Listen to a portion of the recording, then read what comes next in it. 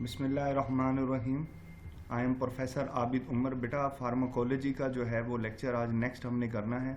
Last time आपको याद होगा हमने जो है वो ड्रग एब्जॉर्प्शन किया था। आज हमने करना है ड्रग डिस्ट्रीब्यूशन। चले इसको हम स्टार्ट कर लेते हैं। देखें, मैंने आपको बताया था ड्रग एब्जॉर्प्शन में क्या होता था कि ड्रग एब्जॉर्प्शन में ये होता था कि ड्रग जो है वो आपकी ओरल कैविटी से जो है वो ब्लड में आ जाती थी। ओरल कैविटी से जीआईटी में आती थी, इंटेस्टाइन में आती थी और फिर इंटेस्टाइन से वो ब्लड में आ जाती थी। दैट्स विल या ड्रग एब्जॉर्प्शन। इसके बाद का जो अमल होता है ना बेटा, वो होता है ड्रग डिस्ट्रीब्यूशन के। मेडिसिन ब्लड में तो आ गई, अब ब्लड से वो बॉडी के मुख्तलिफ हिस्सों में जो वो तकसीम होती है, मुख्तलिफ हिस्सों में डिवाइड हो जाती है। बेसिकली इसी को ड्रग डिस्ट्रीब्यूशन कहा जाता है। मैं इसको यहाँ पर जो डेफिनेशन लिखी है बेटा वो भी बता देता हूँ, और इसमें जो ऐसे लफ्ज़ हैं जिसके माना आपको पता होना चाहिए वो भी मैं आपको डिस्क्राइब कर देता हूँ। Drug distribution is the process by which the drug reversibly leave the blood stream. वो कहता है कि जिसमें जो है वो रिवर्सिबली ब्लड से जो है वो दवाई निकलकर किसी और हिस्से में चली जाती है। वो किस हिस्से में जाती है? Enter the interstitium. इंटरस्टिशियम क्या चीज़ होती है या एक्स्ट्रा सेलुलर फ्लूइड क्या होता है? देखो बेटा, जब ये दवाई ब्लड से निकलती है तो ये टिश्यूज़ में जाती है। टिश्यू के जो सेल होते हैं उनके दरमियान में खाली जगह होती हैं, वहाँ पर ये पहले मेडिसिन जाती है, फिर वहाँ से ये फिर टिश्यू के अंदर एंटर होती है। तो टिश्यू के बाहर जो खाली जगह होती हैं उसको इंटरस्टिशियम या एक्स्ट्रा सेलुलर फ्लूइड कहा जाता है। मीन सबसे पहले दवाई वहाँ आती है, फिर वहाँ से जो है वो टिश्यूज़ के अंदर एंटर हो जाती है। अब वो टिश्यू पूरी बॉडी के टिश्यूज़ होते हैं, वो ब्रेन के, स्किन के, लीवर के, किडनी के, मुख्तलिफ टिश्यूज़ के अंदर जो है ये मेडिसिन पूरी की पूरी बॉडी में जो है बेटा वो डिवाइड हो जाती है। क्योंकि जब दवाई ब्लड में जाती है तो किसी ख़ास हिस्से तक महदूद नहीं रहती, वो पूरी बॉडी में दवाई जाती है, और इसको जो है वो ड्रग डिस्ट्रीब्यूशन जो है बेटा वो कहा जाता है। लेकिन बाज़ औक़ात ऐसा होता है कि दवाई किसी हिस्से में ज़्यादा होती है और किसी हिस्से में कम होती है। ये बात अभी हम आगे चल के डिस्कस कर लेते हैं। देखिए जी, नेक्स्ट जो चीज़ जो असरअंदाज होती है ड्रग डिस्ट्रीब्यूशन के ऊपर, वो उसमें सबसे मेजर जो चीज़ है वो ब्लड का फ्लो है। मीन ब्लड फ्लो से मुराद ये है कि जिन एरियाज़ में खून की सप्लाई ज़्यादा होगी वहाँ पर मेडिसिन की मिकदार भी ज़्यादा जाएगी, ठीक है ना। और जिन एरियाज़ में खून की सप्लाई जो है वो कम होगी वहाँ पर जो है वो मेडिसिन की जो सप्लाई है वो भी कम हो जाएगी। बाज़ औक़ात ऐसा होता है कि दवाई जो है वो अनइक्वल डिस्ट्रीब्यूट होते हैं। अनइक्वल डिस्ट्रीब्यूट का मतलब है कि ऐसा नहीं होता कि तमाम टिश्यूज़ में बराबर बराबर दवाई जाती है, नहीं। किसी टिश्यू में दवाई जो है वो ज़्यादा जाएगी और किसी एरिया में दवाई जो है वो कम जाएगी। ये चीज़ डिपेंड करती है ब्लड के फ़्लो पे। जिन एरियाज़ में खून का फ़्लो ज़्यादा होगा उन एरियाज़ में दवाई ज़्यादा जाती है। मसलन हमारा ब्रेन, हमारा लीवर और हमारी किडनी, ये वो तीन हिस्से हैं हमारे बॉडी के जिसमें ब्लड की जो सप्लाई होती है वो बाकी बॉडी के निस्बतन ज़्यादा जाती है। तो ज़्यादा ब्लड जाने की वजह से इन एरियाज़ में दवाई भी ज़्यादा जाएगी, जबकि वो एरिया जहाँ खून की सप्लाई कम होती है वहाँ पर जो मेडिसिन की जो मूवमेंट होगी वो भी कम होगी। मसलन स्केलेटल मसल, एडिपोज टिश्यूज़, यहाँ पर क्योंकि ब्लड ये हमारी जिल्द के नीचे चिकनाई की एक तय होती है, उसको कहते हैं एडिपोज टिश्यूज़। स्केलेटल मसल्स हमारे पट्टों को कहा जाता है। बेटा इन एरियाज़ में क्योंकि खून की सप्लाई कम होती है तो डैट्स वाई यहाँ पर जो ब्लड का फ्लो होगा वो भी कम हो जाएगा, तो दवाई भी कम जाएगी।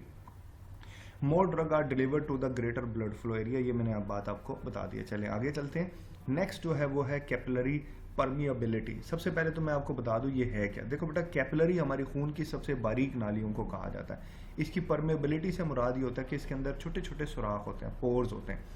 उन पोर्स के थ्रू जो है वो मेडिसिन निकलती है और फिर टिश्यू में एंटर होते हैं। क्योंकि कैपिलरी ब्लड जो है वो टिश्यूज़ को जो सप्लाई होती है ब्लड की या फूड की या मेडिसिन की, वो वाया कैपिलरी होता है। हमारी आर्टरीज और वेन्स जो हैं वो उनकी दीवारें खासी मोटी होती हैं, थिक होती हैं, तो वो ये चीज़ें सप्लाई नहीं कर सकती। सिर्फ कैपिलरी ही वो खून की नाली होती है जो कि ये सारी चीज़ें जो हैं वो टिश्यूज़ को मुहैया करती हैं। इसमें मेडिसिन भी शामिल है, इसमें फूड भी शामिल है, इसमें इवन गैसेस भी शामिल है। वो भी कैपिलरी ब्लड वेसल के थ्रू जो है वो उनकी ट्रांसपोर्टेशन जो है वो होती है। लेकिन इसकी जो परमेबिलिटी होती है, मतलब इस अपने अंदर से किसी चीज़ को गुजरने देने की जो इसकी कंडीशन है, जो सलाहियत है, वो भी हर एरिया के हिसाब से मुख्तलिफ होती है, ठीक है ना। ये कैपिलरी जिन सेल्स की बनी होती है उनको एंडोथीलियल सेल्स कहा जाता है। क्या कहा जाता है? Endothelial cells. अब इस एंडोथीलियल सेल्स में कहीं कहीं जगहों पर ऐसा होता है कि इनमें सुराख होते हैं, और बाज़ ऑर्गन्स की कैपिलरी ऐसी होते हैं कि उनमें ये सुराख नहीं होते। तो फिर क्या होता है, दीवार में से जो है मेडिसिन को गुजरना होता है। सिलिट नहीं होते, सिलिट पोर को कहते हैं, सुराख को कहते हैं। तो जो लिपिड सोलेबल दवाइयाँ होंगी या अनआयोनाइज्ड ड्रग जो होंगी वो फिर दीवार से आसानी से गुजर सकते हैं। ऐसा ब्रेन में होता है। कि ब्रेन में जो कैपिलरीज होती हैं उनके अंदर पोर्स नहीं होते, तो फिर दीवार के अंदर से ही मेडिसिन को जो है वो गुजर कर, उसकी वॉल से ही गुजर कर जो है वो सेल्स के टिश्यूज़ के अंदर जो है वो जाना होता है। अब ये देख सकते हो बेटा, ये मैं जैसे अभी बोल रहा था कि कैपिलरी जिस वॉल की बनी होती है दीवार की, उसको एंडोथेलियल सेल पर मुश्तमिल होते हैं। अब ये देखो, अभी मैं बात भी कर रहा था कि पोर जो मैं कह रहा था सुराख होता है, इनके थ्रू ये चीज़ें गुजर जाते हैं, लेकिन ब्रेन में ये नहीं होते, फिर दीवार में से ही गुजरना पड़ता है ना, ये दीवार में से सिंपल डिफियन मैकेनिज्म के थ्रू जो है फिर वही चीज़ें दीवार से तो गुजर सकती हैं कि जो लिपिड सोलेबल होंगी या अनआयनाइज्ड होंगी, क्योंकि ये दीवार लिपिड्स की बेसिकली बनी होती है, लिपिड और प्रोटीन की। ठीक हो गया, चले आगे चलते हैं। नेक्स्ट जो है वो binding of drug to the plasma. देखो बेटा, ड्रग जो डिस्ट्रीब्यूशन है, दूसरा जो मेजर फैक्टर है जो उसके ऊपर असरअंदाज होता है वो प्लाज्मा प्रोटीन। अब ये प्लाज्मा प्रोटीन क्या होती हैं, आपको अगर याद हो मेरे ब्लड का टॉपिक जब मैंने आपको पढ़ाया था, तो बेटे मैंने आपको बताया था कि हमारे ब्लड में दो चीज़ें होती हैं, एक ब्लड सेल होते हैं और एक प्लाज्मा होता है। प्लाज्मा में मेजर जो पार्ट होता है वो प्लाज्मा प्रोटीन का होता है। जो 10% डिजॉल्व सब्सटेंस थे ना, उसमें 7 to 9% जो है वो प्रोटीन्स थी, वो यही प्लाज्मा प्रोटीन थी। आपको अगर याद हो, मैंने नाम भी आपको बताए थे, उसमें मेजर जो थी वो एल्ब्यूमिन थी और फिर ग्लोबुलिन थी। ये जो एल्ब्यूमिन होती है ना, इसके अंदर ये बड़ी ये एबिलिटी होती है कि जो मेडिसिन ब्लड में आती है, ये मेडिसिन के कुछ हिस्से के साथ ये अटैच हो जाती है। जो दवाई इस एल्ब्यूमिन प्रोटीन के साथ अटैच हो जाती है वो फार्माकोलॉजिकली इनएक्टिव होती है, मतलब जब तक वो इस प्रोटीन से अटैच है तब तक वो काम नहीं करेगी, वो इनएक्टिव रहेगी। ठीक है ना, सिर्फ वो दवाई जो कि इससे अटैच नहीं हुई है, फ्री है, सिर्फ वही दवाई अपने टारगेट जगह पर पहुंचेगी, अपनी मंजिल को पहुंचेगी और वही अपना काम करेगी।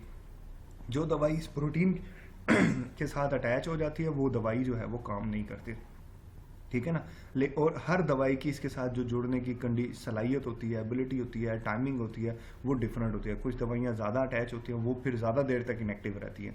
ठीक है ना, और कुछ प्रोटीन बहुत कम मिकदार में इसके साथ अटैच होती है, वो ज़रा इफेक्टिव होती है। ठीक है ना, तो वो दवाई जो कि एल्ब्यूमिन प्रोटीन के साथ अटैच हो गई है, वो ना तो अपना कोई काम करेगी, ना वो बॉडी से रिलीज होगी, ना वो ब्रेक होगी। जब तक वो इसके साथ अटैच है टोटल इनएक्टिव है। ठीक है ना, जब वो इसको यहाँ से यूजुअली इसके साथ जो अटैचमेंट होती है वो रिवर्सिबल होती है, मतलब अटैच होने के बाद रिलीज भी हो जाती है 1 घंटे के बाद, 2 घंटे के बाद, 1 दिन के बाद, 2 दिन के बाद, ये डिपेंड करता है हर मेडिसिन के ऊपर। ठीक है ना, फिर उसके बाद ही उसके बाकी सारे अमल होंगे, मतलब वो टिश्यू में जाएगी, अपना काम करेगी। ठीक है ना, या ब्रेक हो जाएगी या फिर वो एलिमिनेट हो जाएगी, मतलब बॉडी से रिलीज हो जाएगी। तो प्लाज्मा बाइंडिंग प्रोटीन भी जो है बड़ा बड़ा इंपॉर्टेंट फैक्टर है ड्रग के डिस्ट्रीब्यूशन के अंदर।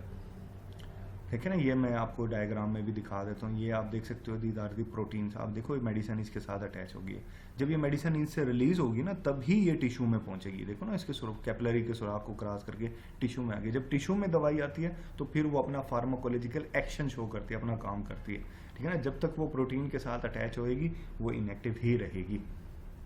इसके बाद अगली जो चीज़ है बेटा वो है एपरेंट वॉल्यूम ऑफ डिस्ट्रीब्यूशन, मतलब बज़ाहिर जो है वो मेडिसिन बॉडी के कितने हिस्सों में डिवाइड हो सकती है।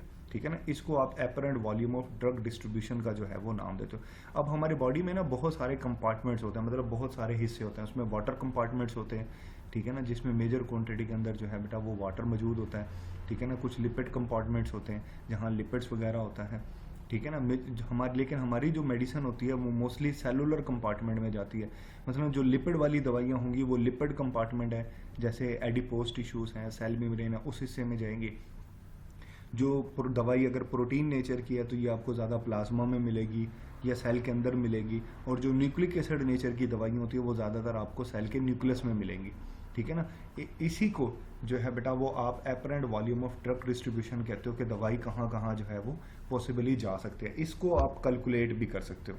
इसको आप कैसे मेजर करोगे, देखें ना इसमें लिखा हुआ है कि मेडिसिन पहले प्लाज्मा में आती है, फिर प्लाज्मा से वो फिर फैट यानी हम स्किन की जो चिकनाई वगैरह तो उसमें, एक्स्ट्रा सेलुलर फ्लूइड में, और फिर टिश्यूज़ में और मुख्तलिफ बॉडी के हिस्सों में जो है वो तकसीम हो जाती है।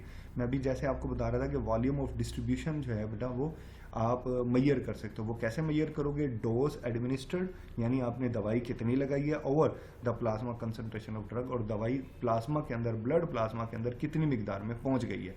ठीक है ना, इसको आप वॉल्यूम ऑफ डिस्ट्रीब्यूशन का जो है बेटा वो नाम दोगे। हमारा टॉपिक बेटा यहीं पर होता है मुकम्मल। जैसे मैं पहले भी आपको बताता रहा हूँ, आपने इसको इजी नहीं लेना, इसको याद करना है, बहुत इंपॉर्टेंट टॉपिक है, आपके पेपर में बिल्कुल ये आ सकता है। इसको लिखना है, ठीक है ना, लेक्चर को 2 से 3 बार ज़रूर सुनना है। ठीक है ना, क्योंकि जो है ये थोड़ा सा फार्माकोलॉजी जो है ये प्योर फार्मेसी होती है, ये थोड़ा सा जो है वो डिफ़िकल्ट ये स्टूडेंट के लिए जो है बेटा वो काज करती है। बट आपने इसको जो है मुश्किल नहीं समझना, आपने इसकी तैयारी करनी है, इसको समझने की कोशिश करनी है। जब आप लेक्चर को 2 से 3 बार सुनेंगे, चीज़ों को नोट करेंगे, लिखेंगे, याद करेंगे, तो ये अब आपके लिए इतनी ज़्यादा मुश्किल नहीं रहेगी। आई होप सो कि आप मेरी बातों पर अमल करेंगे। अपना ख्याल रखना। Thank you. अल्लाह हाफिज़।